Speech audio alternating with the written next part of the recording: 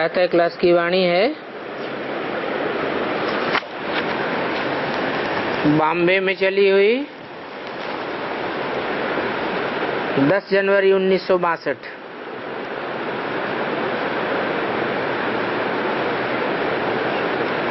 देखो, ये हैं ज्ञान के रतन और एक एक रतन लाखों पद्मों रुपए का है।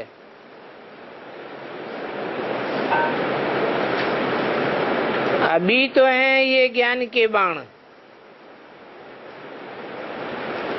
और पहले से पहला नंबर कौन सा बाण है मारने के लिए, जो बाबा सिखलाते हैं। शास्त्रों में तो हिंसा की बातें दिखाई हैं कि मछली की आंख में बाण मारा। यहाँ तो हिंसा की कोई बात नहीं है।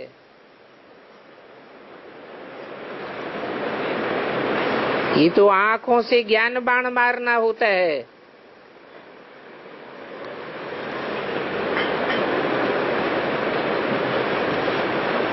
आंखों से कोई को फिटाए लेते हैं ना, तो इसमें क्या करना है? बुद्धि रूपी आंख से उस बाप को देखना है। बाण मारना है। शिव बाबा में दृष्टि चली जाएगी तो उनसे वर्षा मिलेगा। ब्रह्म तत्व का योग या मनुष्य का योग, ये कोई बुद्धि योग नहीं है। ब्रह्म तत्व तो है रहने का स्थान, जहाँ अखिल ब्रह्मांड का मालिक रहता है। वो खुद कहते हैं, बच्चे अब मेरे साथ ही बुद्धि का योग लगाओ। फिर मेरे पास जो कुछ भी है वो तुम खींच लेंगे। जैसे इंजेक्शन सारी दवाई खींच लेता है, तो शीशी एकदम खाली हो जाती है। बाबा भी कहते हैं, मेरे पास जो कुछ है वो सब कुछ तुम लेकर के मुझे एकदम खाली कर दो।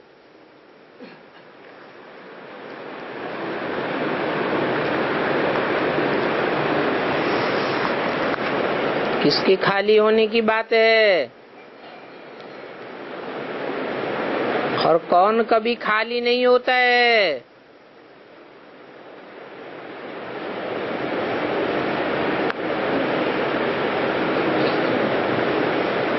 उस निराकार के लिए तो गायन है, पूर्णमिदं पूर्णमदः पूर्णात् पूर्णमुदच्यते पूर्णस्य पूर्णमादाय पूर्णमेवावशिष्यते। वो पूर्ण है, उस पूर्ण में से पूरा ही ले लिया जाए तो भी पूरा ही बचता है। फिर खाली होने की बात कहाँ आती है?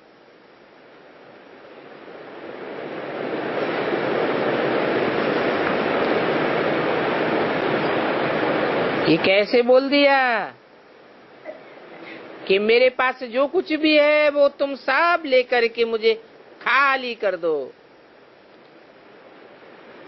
फिर बोला है, चिड़ियों ने सागर को हप कर लिया।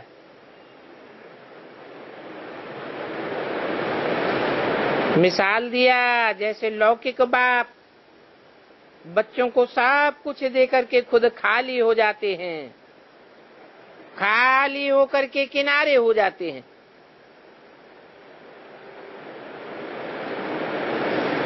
तो अभी बाबा भी बच्चों को सब कुछ दे देते हैं।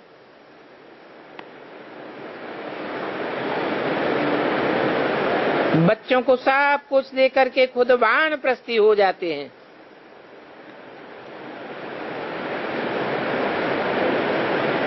पहले तो बच्चे बने,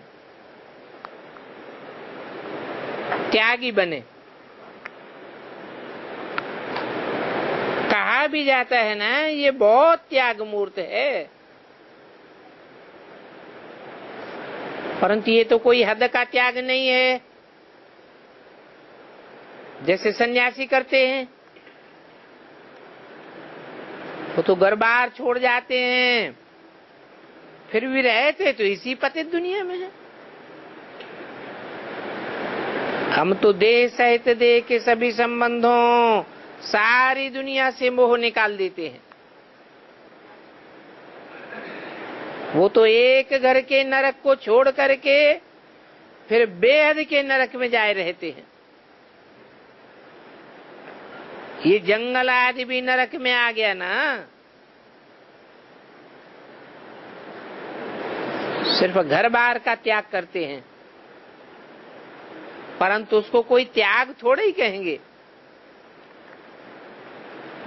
समझते हैं स्त्री नागिन है और घर नरक है, परंतु इस दुनिया में स्वर्ग तो है ही नहीं। फिर छोड़ छाड़ करके कहाँ जावेंगे? सारी दुनिया नरक ही है, ये बात तो कोई भी नहीं जानते। उनसे पूछो,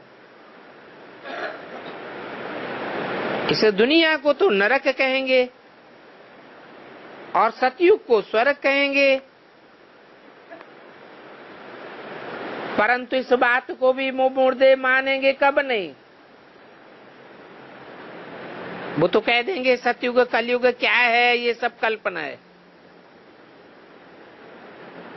ये जगत तो जैसे बना ही नहीं। घर को नरक समझ करके छोड़ देते हैं, फिर जंगल नरक में जाकर के रहते हैं।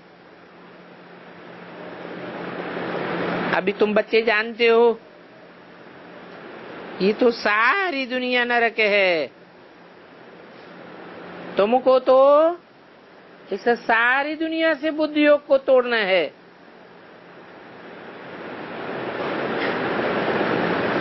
क्योंकि ये तो कब्रिस्तान बननी है। तुम्हारा त्याग तो कितना बड़ा है। दुनिया की कोई भी चीज से मोह नहीं, न घर बार से, न देह से, न देह के संबंधियों से, न इस सारी दुनिया से। ये सूर्यवंशी चक्रवर्ती राजा बनना कोई मासी का घर नहीं है। इसमें तो पूरा त्याग चाहिए, सबसे मोह नष्ट करना है। परंतु इस बात में त्याग करने में टाइम लग जाता है। जी जहां से पुरुषार्थ करते हो, स्टडी करते रहो। घर में रहते भी त्याग वृत्ति चाहिए, तन से भी मन से भी। बाबा वारी जाऊं, कुर्बान जाऊं। उनका सन्यास तो बिल्कुल अलग है। तुमको तो इस पुरानी दुनिया से बुद्धि योग तोड़ना है।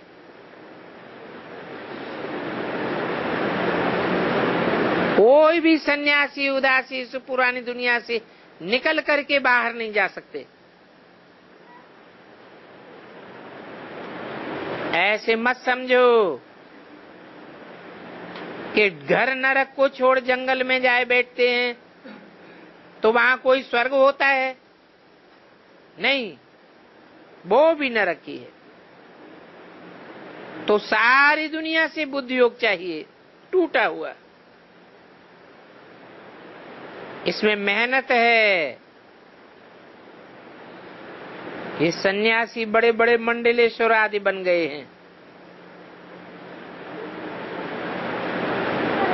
परंतु उनको भी तुमको छोड़ना है। भक्ति मार्ग में तो उनकी माला सिमरनी होती है। वास्तव में भक्ति मार्ग की ये कर्मकांड आदि सन्यासियों को भी निषेध हैं। ये गृहस्थ धर्म प्रवृत्ति मार्ग वालों के लिए है। ये सारी रस्म रिवाज प्रवृत्ति मार्ग वालों की है।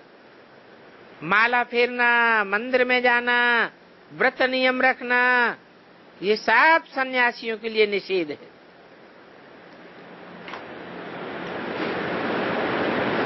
सन्यासियों की रस्म रिवाज ही बिल्कुल अलग। ये बातें शिव बाबा बैठ समझाते हैं। हर एक धर्म की रस्म रिवाज अलग अलग है, एक न मिले दूसरे से।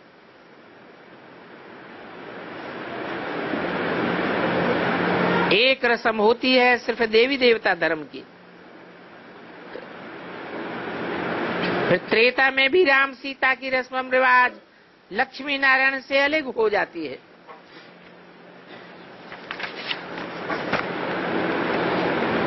तो फर्क पड़ जाता है। ये सन्यासियों का भी निवृत्ति मार्ग है। ये तो आप घुस गए हैं शहरों में, पहाड़ आदि जंगल आदि छोड़ करके फ्लैट्स में आकर के घुस पड़े हैं। 10 जनवरी 62 की वाणी का दूसरा पेज। कि गीता सुनाना, व्रत आदि सिखलाना जैसे गृहस्थियों का धर्म हो गया, तो कहेंगे ये तमो प्रधान बन पड़े हैं। हाँ, फिर भी कहेंगे पवित्र हैं, और कोई गुरु तो मिलते नहीं है, तो इनको ही गुरु कर देते। इस नरक में इस समय सच्चा गुरु तो किसी को मिल नहीं सकता। सच्चा तो है ही एक शिव बाबा, जो सचखंड स्थापन करते हैं। वो बाबा कितना सच्चा है। कहा भी जाता है रिलीजन इज माइट। हम अपने देवी देवता धर्म की अभी स्थापना कर रहे हैं। वहां हम कितना अखंड अटल सुख शांति में राज्य करते हैं। तो बाबा कहते हैं बच्चे, त्याग मूर्ति पूरी चाहिए, पूरे त्याग मूर्त बनो, और देश है सब संबंध त्याग दो। ये शिक्षा सन्यासी कब नहीं दे सकते हैं। क्यों नहीं दे सकते? क्योंकि वो स्वयं देहधारी हैं, उनकी बुद्धि देह में धरी हुई है। ये तो एक शिव बाबा ही है, निराकारी, निर्विकारी, निरहंकारी, जिसको अपनी देह नहीं है। बाबा कहते हैं सब देह के संबंध त्याग, अपन को नंगा समझो और मुझे याद करो। अभी तुमको मेरे पास आना है, और इसके लिए ये विनाश भी अवश्य होना है। नरक से स्वर्ग, रात से दिन, सिवाय विनाश के हो नहीं सकता। तो जिस दुनिया का विनाश होना है, उस दुनिया को बुद्धि से भूलना है। विनाश का साक्षात्कार भी बाबा ने कराई दिया है। देखो, मम्मा ने साक्षात्कार नहीं किया, तो भी मम्मा पहले नंबर में चली गई। इसलिए गाया भी जाता है पहले नंबर में लक्ष्मी फिर नारायण। भविष्य में भी लक्ष्मी का पद ऊंच नाम हो जाता है। यहाँ तो नहीं है, यहाँ तो बच्ची ठहरी तो शिव बाबा आकर के माताओं को उठाते हैं। वैसे भी देखो तो आजकल माताएं कितने बड़े बड़े पदों पर,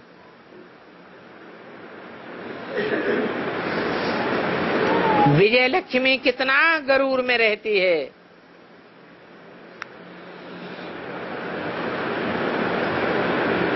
बाबा जब माताओं को उठाने आते हैं तो सभी माताओं पर तरस पड़ जाता है। तो अभी हम है त्याग मूर्ति, ज्ञान मूर्ति। बाबा हमको ज्ञान ज्ञानेश्वरी बनाते हैं। ये जगदम्बा त्याग और ज्ञान की मूर्ति है।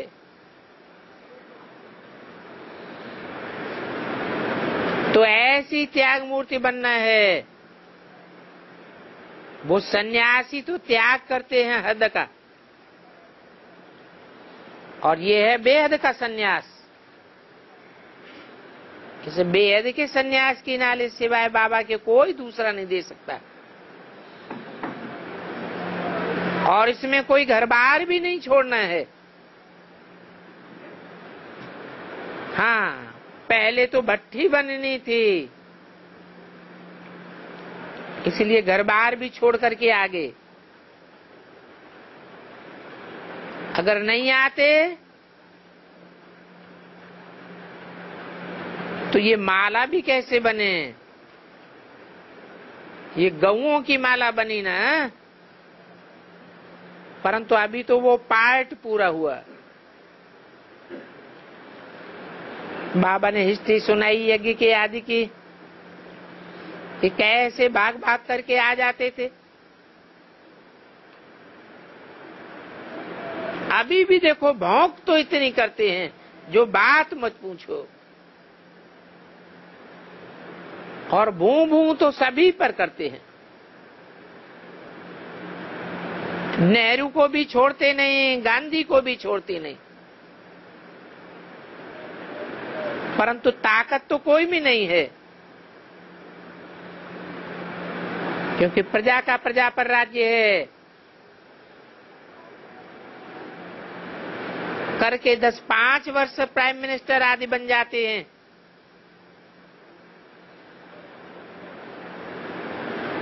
वो राजाएं तो सारी लाइफ रहते हैं।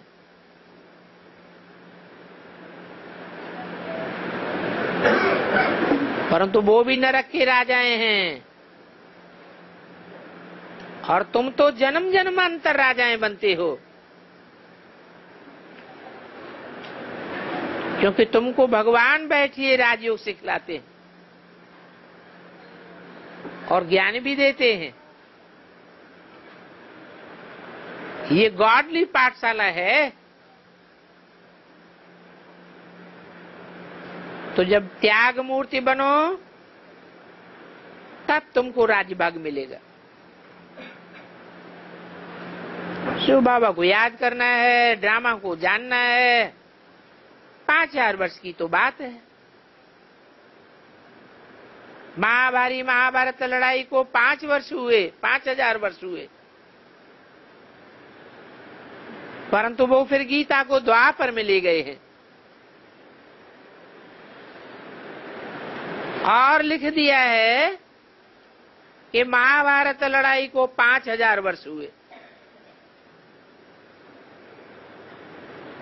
अगर महाभारत लड़ाई के बाद सतयुग स्थापन हुआ तो फिर द्वापर में कैसे सतयुग होगा। इन गुरु गोसाइयों आदि ने लाखों वर्ष सुना करके सबको विमुख कर दिया। तो उन गुरु गोसाइयों और उनकी त्याग तपस्या मूर्ति बेकार हो गई। उनके बनाए हुए शास्त्रों का भी त्याग करना है। उनके पिछाड़ी लटक नहीं मरना है।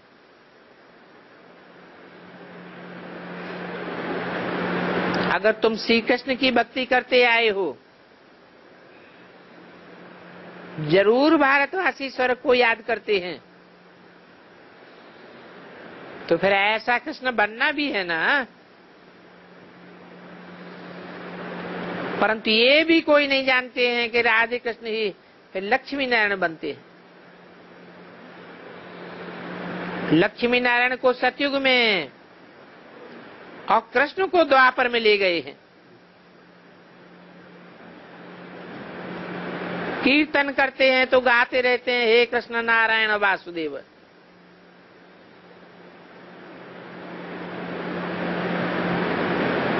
तो दोनों एक ही युग के हुए ना। कृष्ण को भी 16 कला संपूर्ण बताए देते हैं, नारायण को भी 16 कला संपूर्ण बताए देते हैं। फिर कहते हैं द्वापर में 8 कलाएं होती हैं।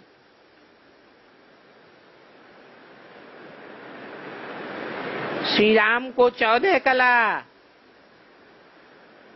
और श्री कृष्ण को द्वापर में 14 से 16 कलाएं कैसे होंगी?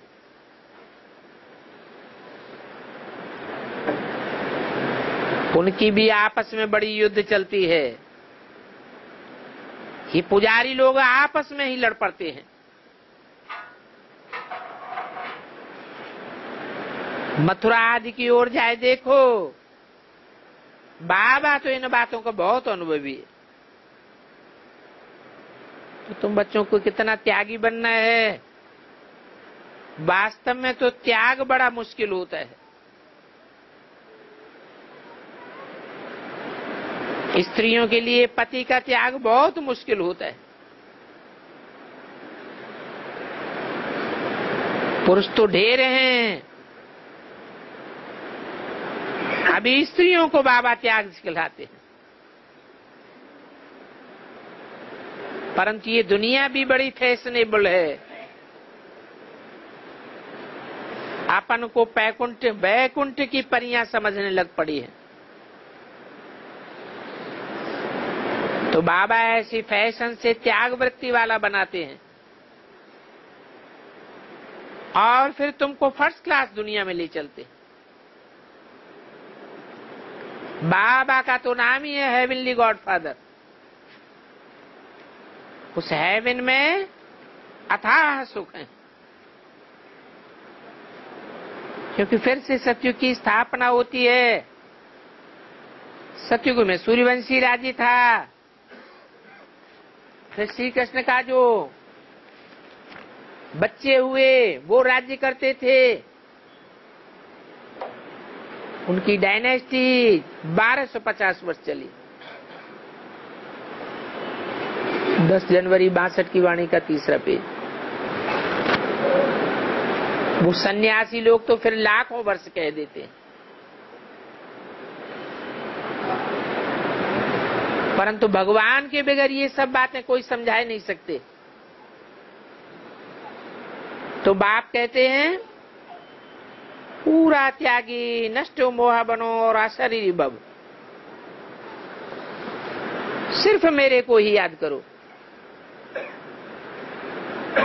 यही तुम्हारा बाण है।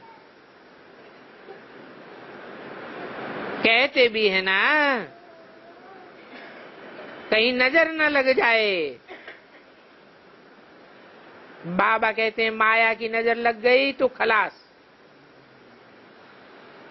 इसलिए अपना बुद्धियोग एक शिव बाबा से लगाओ। भक्ति मार्ग में तो सब आशिक हैं एक मासूक के, और कहते हैं कि बड़े रूप वाला है। सब मासूक हैं, अर्थात अपने ही आशिक बन करके बैठ जाते हैं। फिर आशिकपना क्यों करते हैं? भगवान को भी गंगा स्नान कराना पड़े क्या? ये सब है माया का पाम। माया ने कितना झूठा बना दिया। त्याग वृत्ति पर जनक का मिसाल दिया जाता है। उनको भी कहा सब कुछ रख दो, जरूरत के समय मांग लेंगे। अब यहाँ कोई करोड़ तो इकट्ठे नहीं करने हैं। गांधी को मदद करने वाले अब सुख भोग रहे हैं, परंतु वो सुख भोगने वाले हैं सब नरकवासी, नरक के सुख भोग रहे हैं। उनमें कोई पवित्र आत्मा तो है ही नहीं। श्री कृष्ण को भी महान आत्मा, पवित्र आत्मा कहा जाता है। उनके तो आत्मा और शरीर दोनों ही पवित्र थे। यहाँ तो ये सारी प्रकृति पवित्र है ही नहीं। तो अब श्री कृष्णपुरी में अगर जाना है तो त्याग मूर्ति बनो और मेरी श्रीमत पर चलो। मोह भी एक में रखना है। अगर एक में मोह नहीं रख पाया तो श्री कृष्ण की राजधानी में जा नहीं सकेंगे। उस राजधानी में होता ही है एक धर्म एक मत। फिर बाद में तो अनेक धर्म होने से एक मत खत्म हो जाती है। फिर अनेक धर्म अनेक शास्त्र हो जाते। अब ये चक्र हूबहू रिपीट होगा।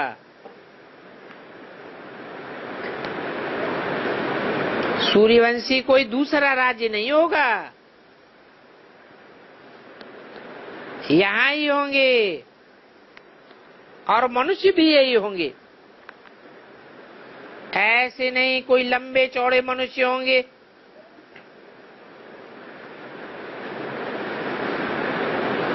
तो भक्ति मार्ग में तो पांडवों के कितने बड़े बड़े चित्र बनाए। अभी देखो हनुमान की कितनी पूजा होती है। लाखों रुपया उनकी मूर्ति बनाने पर खर्च कर देते। बाबा ने समझाया है, पहले तो हम सब ही बंदर थे, अभी बाबा आकर के हमको मंदिर लायक पवित्र बनाए रहे। हम रावण और माया पर विजय पाते हैं। कल्प पहले जो बने हैं वो अपना साक्षात्कार कराते रहेंगे पुरुषार्थ का। तो अपने पुरुषार्थ की जांच करनी चाहिए कि हम कहां तक निर्मोही त्याग वृत्ति वाले बने हैं। एक मम्मा बाबा को देखो, हम भी तो इनके बच्चे हैं। स्त्री और पुरुष दोनों ब्रह्मा कुमार कुमारी कहलाते। फिर भी अगर कुदृष्टि रखी तो क्रिमिनल असॉल्ट कहा जाएगा। ये बाबा भी अपने बच्चों के लिए ऐलान निकालते हैं कि एक बाप के बच्चे आपस में भाई बहन ठहरे, फिर भी अगर क्रिमिनल असॉल्ट किया तो जन्म जन्मांतर के रोगी बन पड़ेंगे, बहुत कड़ी सजाएं खाते रहेंगे।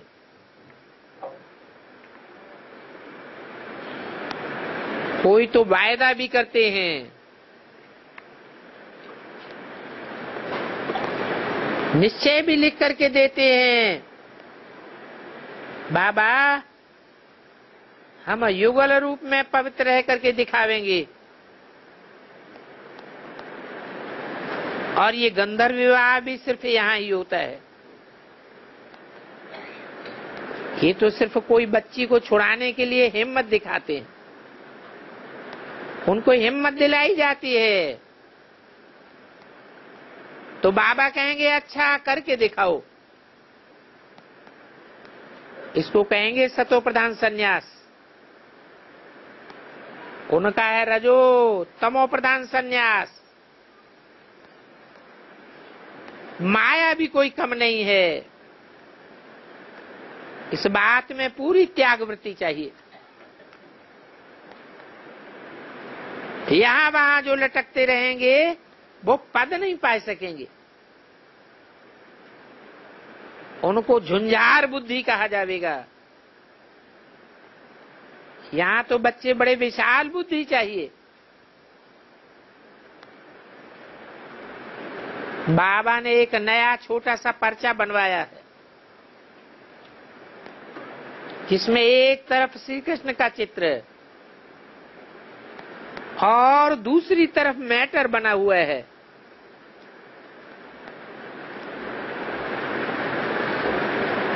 तो उस मैटर को प्लास्टिक की थैली में डाल करके बांटा जाता है। बाबा कहेंगे ये ज्ञान का बाण है। ये बाण और साथ में 4 पेज वाला,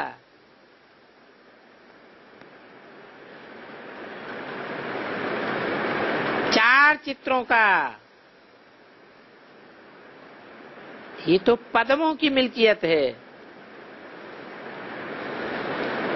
रेलवे में बुक स्टॉल वालों को समझा करके वहां रखवाओ। कोई को तीर लग जाएगा तो काम करने वालों को बहुत दलाली मिल जाएगी। ये गुप्त आशीर्वाद तुम बच्चों को मिलती है। ऐसे ऐसे कार्य करना चाहिए। गीता पाठशालाओं में जाकर के बांटना चाहिए। हमारे पास गीता पाठशाला के गीता पाठी सन्यासी आदि बहुत आए। कहते भी हैं आपकी बात तो बिल्कुल सत्य है। पतित पावन एक ही परमपिता परमात्मा है। परंतु अगर मैं जाकर के अपने शिष्यों को बताऊं कि शिव भगवान वाच है, तो साहब कहेंगे तुमको किसने सिखाया? तुमको जादू लग गया है। फिर तो हमारी दुकान ही खलास हो जाएगी। दुकान खलास हो जाएगी तो हम भूखों मरेंगे। तो हमने कहा अच्छा तुमको हम खिलावेंगे, तुम सिर्फ ये सच्चाई का प्रचार करो। ऐसे बहुत गुटखा खाते हैं। सोचते हैं इतनी बड़ी राजाई हम कैसे छोड़ें।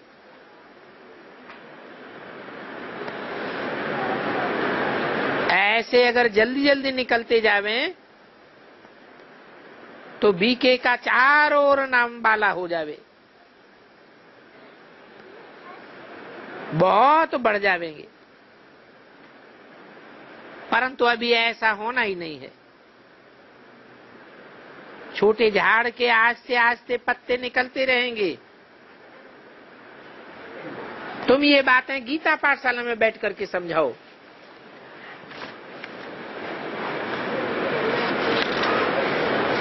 बोलो हमने आपके लिए ईश्वरीय खजाना लाया है। 10 जनवरी 62 की वाणी का 4था पेज। आप अच्छी रीति इन बातों पर अध्ययन करना। इन बातों को जानने से स्वर्ग का मालिक बन जाएंगे। ये बहुत बढ़िया फर्स्ट क्लास चीज है। अगर कुछ भी न समझो तो आकर के पूछना। बड़ी नम्रता से बात करनी पड़े। 4 पेज वाला ये फोल्डर और ये छोटा सा पर्चा दोनों साथ में हो, और दोनों ही अलग अलग प्लास्टिक पर कवर में रखे हुए हो।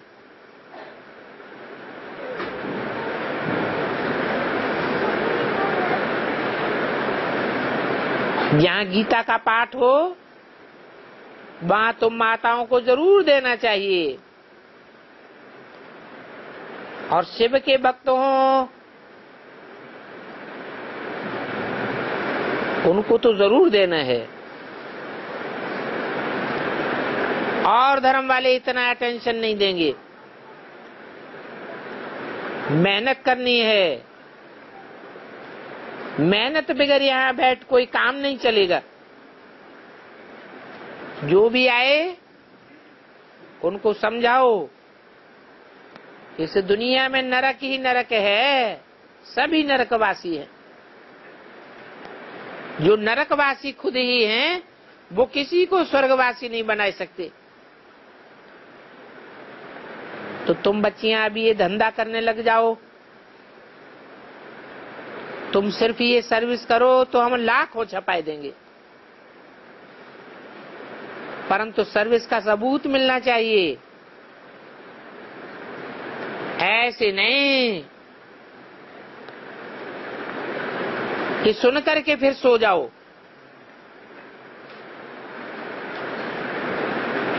विनाश काले विपरीत बुद्धि नहीं बनना है।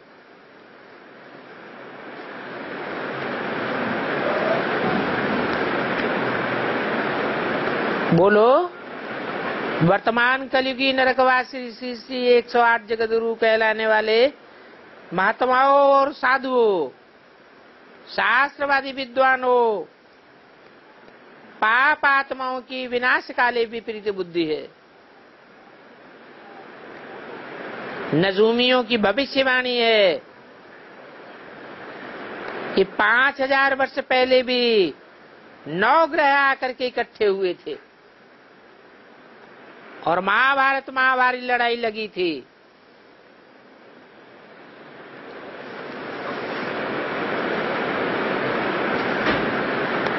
वो तो अच्छा ही हुआ था जो महाभारत लड़ाई के द्वारा कलयुगी आसुरी दुनिया का विनाश हुआ था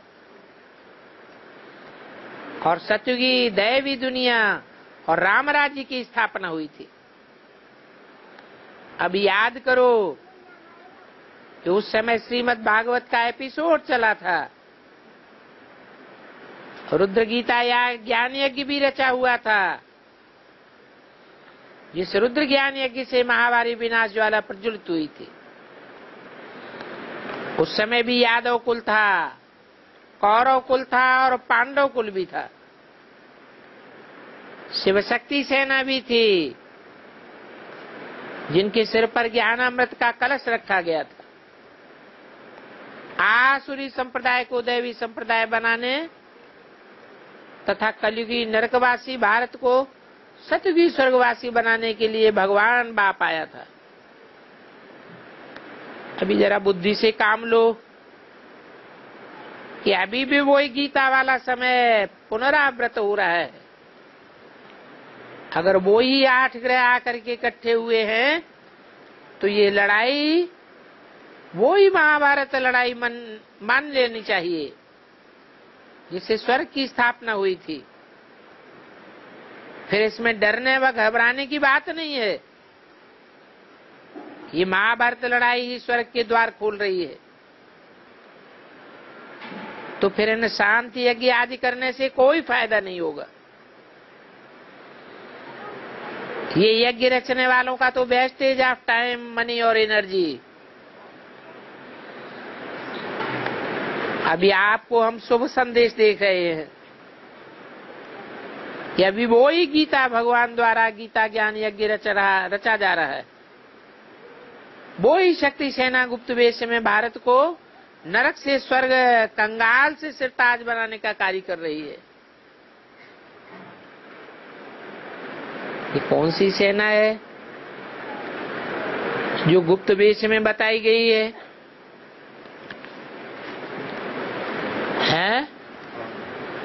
ये सफेद कपड़े वाली ब्रह्मा कुमारियां गुप्त वेश है या प्रत्यक्ष हो गया? क्या कहेंगे? ये तो प्रत्यक्ष हो गया। इस भारत को नरक से स्वर्ग व कंगाल से सिरताज बनाने का कार्य ये शिव शक्ति सेना कर रही है। इसलिए आप आकर के इस अंतिम जन्म में अपना कलयुगी तथा स्वर्ग के रचयिता बाप से सुख का वर्षा ले लो। कलयुगी दुनिया का विनाश होने वाला है, सतयुग आने वाला है। सुख का वर्षा ले लो, पुरुषार्थ करो। अभी नहीं तो कभी नहीं। ओम शांति।